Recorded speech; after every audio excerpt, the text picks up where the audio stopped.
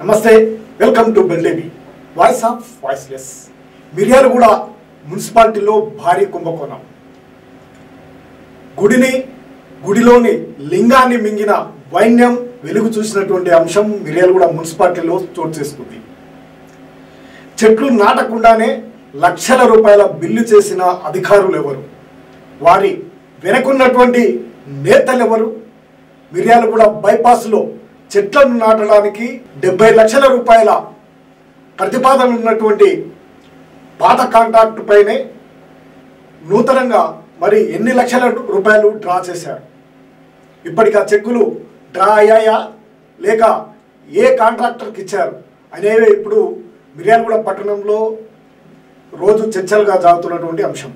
2 రోజులుగా వాస్తవాలు వచ్చినప్పటికీ వారిపై ఎందుకు చర్యలు తీసుకోవడం లేదు? మరి వారి వెనక ఎవరైనా బడా నేత ఉన్నారా లేక ఉన్నతాధికారుల సపోర్ట్ ఉందా? ఎందుకు వారిపై చర్యలు తీసుకోవడం లేదు? ఎందుకు ఆ విషయాలను బహిర్గతం చేయడం లేదు అనే అంశమే ఇప్పుడు చర్చనీయాంశంగా మారింది మిర్యాలగూడలో. ముఖ్యంగా మిర్యాలగూడ మున్సిపాలిటీపై అనేకమైనటువంటి ఆరోపణలు ఉన్నాయి. ఆ ఆరోపణలన్నీ ఒక భాగం అయితే మిర్యాలగూడ బైపాస్లో దాదాపు 2023లో ప్రతిపాదనలు పెట్టారు. మిర్యాలగూడ బైపాస్లో పచ్చదనాన్ని పెంపొందించాలనే ఉద్దేశంతో సుమారు 2023లో సుమారు 9 అడుగుల లోతైనటువంటి చెట్లను 3 అంచెలుగా నాటాలని ఓ ప్రతిపాదన పెట్టి 70 లక్షల రూపాయలను ప్రతిపాదించి ఒక కాంట్రాక్ట్కు అప్పచెప్తే ఆయన చేయకుండా వెళ్ళిపోవడంతో ఆ పనులు నిలిచిపోయాయి, బిల్లులు చేయలేదు. దాన్ని ఆసరగా చేసుకున్నటువంటి నూతనంగా వచ్చినటువంటి అధికారులు ఇక మున్సిపల్కు సంబంధించినటువంటి కార్యవర్గం లేకపోవడంతో ఇక వారి ఇష్టారాజ్యంగా కొనసాగడంతో మరి ఇప్పుడున్నటువంటి మున్సిపల్ అధికారులు బిల్లులను చేసి మరి పనులను మరి వీరు ఎన్ని లక్షల రూపాయలు డ్రా చేశారనేది ఇప్పుడు చర్చనీయాంశంగా మారింది. వారు వివరాలు వెల్లడించడానికి అధికారులు సుముఖంగా కనిపించడం లేదు. ముఖ్యంగా దాని ఉద్దేశం ఏంటి అంటే మిర్యాలగూడ నందిపాటు రోడ్డు నుంచి ఖలీల్ డాబా వరకు దాదాపు ఇప్పుడు మనకున్నటువంటి ప్రతిపాదన కూడా మన దగ్గర ఉంది. నందిపాడు బైపాస్ నుంచి ఖలీల్ డాబా వరకు 2 వైపులా 3 లేయర్లతో అంటే 3 వరుసలుగా చెట్లు అంటే మొక్కలు కాదండి, అందరు కూడా అనవచ్చు అనేక చెట్లు నాటారు పోయాయి అని. కానీ ఆ విధంగా కాకుండా 9 అడుగుల లోతు ఉన్నటువంటి చెట్లను అవి పూర్తిగా పచ్చబడి అవి నిలబడే వరకు కూడా అది కాంట్రాక్టర్ బాధ్యత. అది వర్క్ యొక్క నిబంధనలు. ఎందుకంటే పచ్చదనాన్ని పెంపొందించాలి, మొత్తం 5-6 నెలల్లోనే పచ్చగా రోడ్డు కనపడాలి. అవి కూడా ఇప్పుడున్నటువంటి కార్పోస్ చెట్లు కాదు, అవి మంచి నీడనిచ్చేటువంటి చెట్లు, పండ్లనిచ్చేటువంటి చెట్లని పెట్టాలనేది కూడా ఒకటి ప్రతిపాదనలో భాగము. 5-6 నెలల్లోనే పచ్చబడిపోవాలి అటువంటి చెట్లకు. అందుకే 70 లక్షల రూపాయలను దానికి ప్రతిపాదించి అంత అమౌంట్ ఉన్న కూడా కేటాయించడం జరిగింది.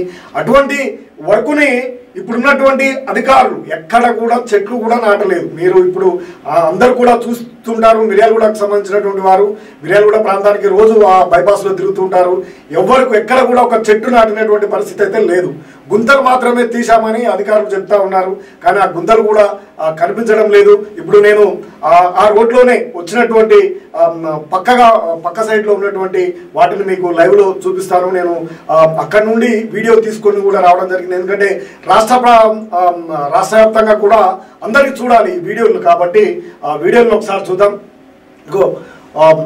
కనీసం ఇప్పుడు నందిపాడు రోడ్డు దగ్గర నుంచి బయలుదేరినటువంటి ఇక్కడ నుంచి బయలుదేరి మొత్తం చూసుకుంటూ ఖలీల్ డాబా వరకు కూడా వీడియోను మీరు చూడొచ్చు, తిలకరించవచ్చు. పూర్తిగా ఆ వీడియోలో పూర్తిగా 2 వైపులా ఉన్నటువంటి పరిస్థితి రోడ్డు ఏమంట. ఎక్కడ కూడా చెట్లు చిన్న చిన్న చెట్లు అయితే చనిపోతాయి, ఓకే, దానికి ఆ పర్యవేక్షణ బాధ్యత కూడా వాళ్ళదే. కానీ ఇవి 9 అడుగుల లోతు చెట్లను నాటాలనేది దాని యొక్క ముఖ్య ఉద్దేశం, ప్రతిపాదన.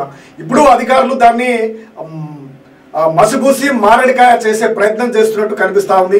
ఎందుకంటే వాళ్ళని అనేక సార్లు అడిగినా కానీ దానికి సంబంధించినటువంటి సమాధానము చెప్పడానికి నిరాకరిస్తున్నారు. మున్సిపల్ కమిషనరు, అదేవిధంగా ఏఈ గారు, అదేవిధంగా డి కూడా దానికి సమాధానం చెప్పడానికి మధ్యాహ్నం సాయంత్రం ఉదయం పూట రండి అని చెప్తున్నారు తప్ప దానికి సంబంధించినటువంటి వివరాలు మాత్రం వెల్లడించడం లేదు, చెప్పడం లేదు. అంత అమౌంట్ కాదు, తక్కువనే అని. ఒకరేమో 30 లక్షలు మాత్రమే అంటున్నారు, ఒకరేమో 50 లక్షలు మాత్రమే అంటున్నారు. కానీ పొంతన లేని సమాధానం చెప్తున్నారంటేనే అక్కడ భారీగా అవినీతి జరిగింది. దీన్ని మరి వెనక ఎవరున్నారు, ఎందుకు దాన్ని బహిర్గతం చేయడం లేదు, ఉన్నతాధికారులు కళ్ళు మూసుకుంటున్నారా, ఎందుకు దాని మీద పర్యవేక్షణ చేయడం లేదు అనేది ఇప్పుడు తీవ్రమైనటువంటి ఆరోపణలు వస్తూ ఉన్నాయి. మరి కాంగ్రెస్ ప్రభుత్వం అధికారంలో ఉంది, సేవా దృక్పథంతో సేవా మార్గంలో అధికారంలోకి వచ్చినటువంటి ఎమ్మెల్యే బత్తుల లక్ష్మారెడ్డి దీనిపైన దృష్టి పెట్టాలనేది అందరూ కూడా కోరుతా ఉన్నారు. ఇక్కడ జరిగినటువంటి బహిర్గంగానే జరిగినట్టే కనిపిస్తూ ఉంది. అక్కడ ఎక్కడ కూడా ఆనవాళ్ళు కూడా లేవు అభివృద్ధి అయినట్టు. దాన్ని ఇంకా బసుబూసి మారడికాయ చేయడానికి ప్రయత్నం అయితే జరుగుతుందనేది అనుమానాలు అయితే వ్యక్తమవుతున్నాయి. వారిని ఎన్నిసార్లు కలిసి దీనికి సంబంధించినటువంటి వివరణ కూడా అడగలేదు. అసలు వివరాలు ఏంటి, ఆ వర్క్కు సంబంధించినటువంటి అంటే కూడా వారు చెప్పడానికి నిరాకరిస్తూ ఉన్నారు. దీని వెనక భారీ కుంభకోణం కూడా జరిగింది. ఇప్పుడు లైవ్లోనే కమిషనర్ గారికి ఒకసారి ఫోన్ చేద్దాం. మిర్యాలగూడ మున్సిపల్ కమిషనర్కి ఒక్కసారి మీ ముందే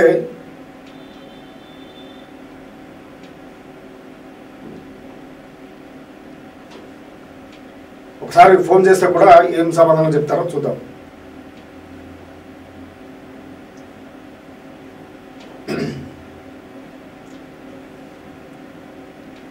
ఫోను కట్ చేస్తూ ఉన్నారు.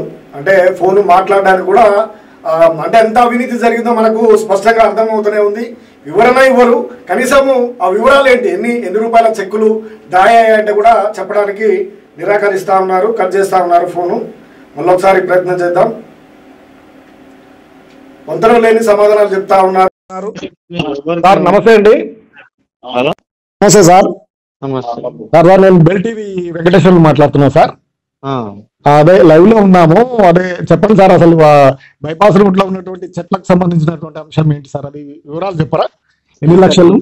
ఎంక్వైరీ ఇంకా మాకు జరుగుతుంది. ఆ ఎంక్వైరీ పెట్టినారు, దానిలో ఎంక్వైరీ చేస్తే ఆ రిపోర్ట్. ఎంక్వైరీ ఓకే సార్, అసలు ఆ పనుల యొక్క ప్రతిపాదన ఎంత అమౌంట్ ఏమైంది సార్? అదేనండి, ఇప్పుడు మేము ఒక 6గురికి మెమోలు ఇచ్చినాము. ఏమేమి ఉందో ఏమో మీరు సమర్పణ చేయమని చెప్పినాము. 3 రోజులు వాళ్ళకు టైం ఇచ్చినాము. వాళ్ళు సమర్పణ చేస్తే మీకు చెప్పగలుగుతాం. మరి దాని బాధ్యత మీదే ఉంటది కదా సార్, కమిషనర్ గా మీకే ఉంటదిగా బాధ్యత పూర్తిగా. అదే నేను చెప్తాను మీకు. వాళ్ళు ఇంకా 3 days ఇంకా కాలేదు, మొన్న ఈ రోజుకి అయిపోతుంది. ఈ రోజు సాయంత్రం నేను చెప్పగలుగుతాను. ఎంత అమౌంట్ సార్ ఏమన్నా చెప్పగలరా? నేను చెప్తాను, చెప్పినా కదా. ఇప్పుడు మధ్యలో నేను ఎట్లా చెప్పగలను అంటే దాని మీద చర్యలు కంటే అసలు ఎంత ఏంటి, ఎంత అమౌంట్, ఎలా చెప్తా, ఎవ్రీథింగ్ నేను చెప్తాను. చెక్కులు డ్రా అయ్యా లేవా సార్? నేను అన్ని మొత్తం చెప్తాను. ఓకే, అందరి ప్రాసెస్ లో. ఇది కమిషనర్ గారి సమాధానము. ఏంటంటే అండర్ ప్రాసెస్ లో ఉంది. ఏమైంది అసలు, ఆ చెక్కులు ఏమయ్యాయి, నిజంగా డ్రా అయ్యాయా లేవా, ఆ వివరాలు వెల్లడించాల్సినటువంటి బాధ్యత వారిపై ఉన్నది. ఇది ప్రజాస్వామ్యం కాబట్టి ప్రజలది అది ఆస్తి. ప్రజలకు సంబంధించినటువంటి బిల్లులు కడతా ఉన్నాం, వేలకు వేలు బిల్లులు. సామాన్యుడు బిల్లులు కట్టకుండా ఊరుకుంటారా? ఊరుకోరు కదా. ఆ బిల్లులతోటి వస్తున్నటువంటి పెద్ద వ్యాపార కేంద్రమైనటువంటి మిర్యాలగూడ పట్టణము అభివృద్ధి చేయాల్సినటువంటి వారు ఈ విధంగా అడ్డదారుల్లో దీనికి బాధ్యత ఎవరు? ఇప్పుడు విన్నారు కదా మీరు, ఎవరు బాధ్యత? పూర్తిగా కమిషనర్ గారిదే ఉండాలి. కమిషనరే మెయిన్. ఆయనకు లేకుండా ఒక చెక్ కూడా బయటకి అయితే వెళ్ళదు కదా. మరి ఎందుకు దాని మీద చెప్పట్లేరు అంటే మరి ఈయనకు కూడా ఏమైనా వాటా ఉందా అనేది కూడా చూడాలి. ఈయనకుందా? అప్పుడున్నటువంటి కమిషనర్ ఎవరు? ఈ వివరాలన్నీ వెల్లడించాల్సినటువంటి బాధ్యత వారిపై ఉంది. అధికారులు కూడా స్పందించాలి. జిల్లాధికారులు, రాష్ట్ర అధికారులు కూడా ఇటువంటి వాటి మీద చర్యలు తీసుకోవాల్సినటువంటి అవసరం ఉంది. ఎందుకంటే కనీసం అక్కడైతే చెట్లు లేవు. ఇప్పుడు వీడియోలు కూడా మీరు చూశారు కదా, ఎక్కడ కూడా చెట్లు నాటినటువంటి పరిస్థితి అయితే లేదు. లక్షల రూపాయలను ఉచితార్థంగా డ్రా చేశారు. మరి ఇంకా ఎన్ని ఉన్నాయి ఈ మున్సిపాలిటీలో, మిర్యాలగూడ మున్సిపాలిటీలో? దినదిన అభివృద్ధి చెందుతున్నటువంటి మిర్యాలగూడ మున్సిపాలిటీ ఆర్థికంగా కూడా బలోపేతం. రోజుకు రోజు కూడా ఇక్కడ నిర్మాణాలు అవుతుంటాయి. అనేకమైనటువంటి పరిశ్రమలు ఉన్నాయి. బాగా అభివృద్ధి చెంది ఎంత నీట్గా అంటే హైదరాబాద్ కంటే మిర్యాల కూడా అంత అందంగా తీర్చిదిద్దాల్సినటువంటి అవసరం ఉంది.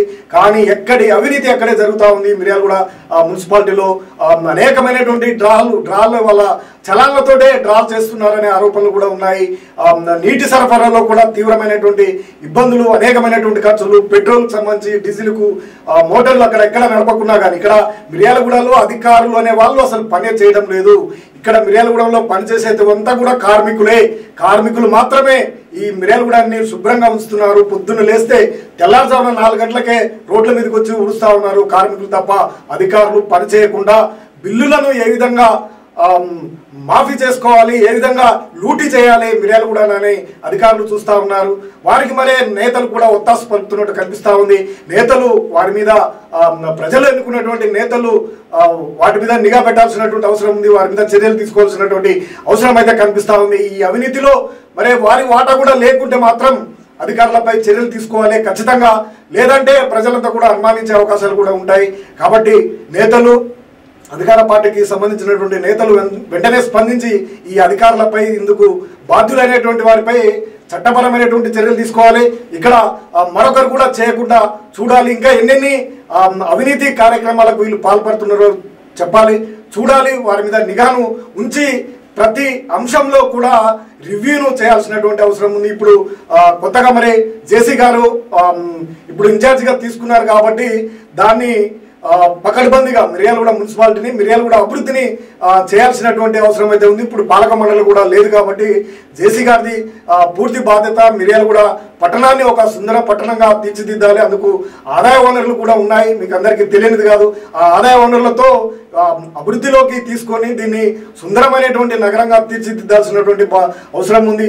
పచ్చదనాన్ని కాపాడాల్సినటువంటి అధికారులు ఇట్లా అడ్లదారిలో ఎవరెవరు పాత్ర ఉంది, వారి ఉన్నతాధికారులు ఏదో మామూలు వాళ్లకు నోటీసులు ఇచ్చి వారిని ఇబ్బంది పెట్టకుండా వాస్తవంగా చేసినటువంటి ఏఈ కానీ, డిఈ కానీ బాధ్యులు, అదేవిధంగా మున్సిపల్ కమిషనర్ కూడా బాధ్యత ఉందా లేదా వీటి మీద సమగ్రమైనటువంటి విచారణ చేయాలి. సుమారు 70 లక్షల రూపాయల ప్రతిపాదనతో ఉన్నటువంటి వర్క్ను మరి ఎన్ని లక్షలకు చేశారు, ఆ కాంట్రాక్టర్ ఎవరు, ఎలా ఇస్తారు, అసలు అక్కడ పని చేయకుండానే, పర్యవేక్షణ చేయకుండానే బిల్లులు ఏ విధంగా చేస్తారు, ఎంత డ్రా అయ్యాయి, వీటన్నిటి మీద సమగ్రమైనటువంటి విచారణ అయితే చేసి బహిర్గతం చేయాల్సినటువంటి అవసరము, బాధ్యత ఉంది.